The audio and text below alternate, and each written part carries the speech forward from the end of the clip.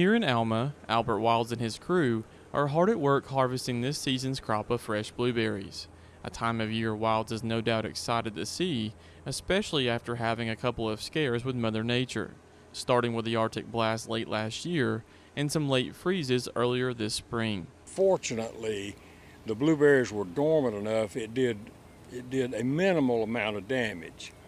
After that time, we had some frost events, but not really extremely cold events. And the southern highbush that was in bloom during that time on my farm and most farms had overhead protection to protect the bloom. The rabbit eyes had not bloomed out, and we didn't get a frost on the rabbit eyes this year. Wilds says because of that, his yields on this season's crop have been great so far, and he even says the weather has been nothing short of ideal for harvesting as well. The yields thus far have been good.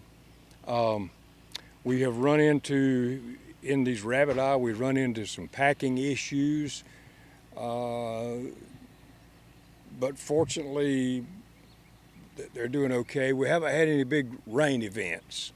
That's what will really hurt you sometimes at this stage of the game, is you get a low down in the Gulf and you get about 4 days of rain and the berries will split. We haven't had that, so the softs that we've had, we've been able to kind of work through them, and everything's been pretty good.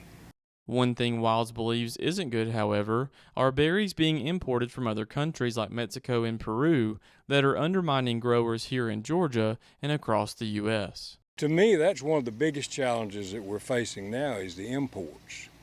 And unfortunately, those imports are being brought in by American companies. But we are facing that problem with Mexico and Peru. As they've changed their varieties, they've moved to different elevations, and they can basically put them here anytime they want to.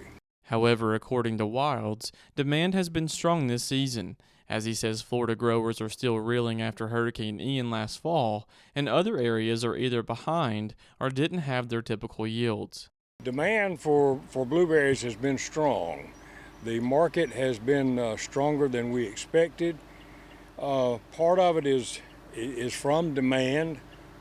Part of it, unfortunately for our fellow growers in Florida, they were hurt by the hurricane last fall and their yields were off. And I guess we took advantage of their misfortune. I'm sorry for them.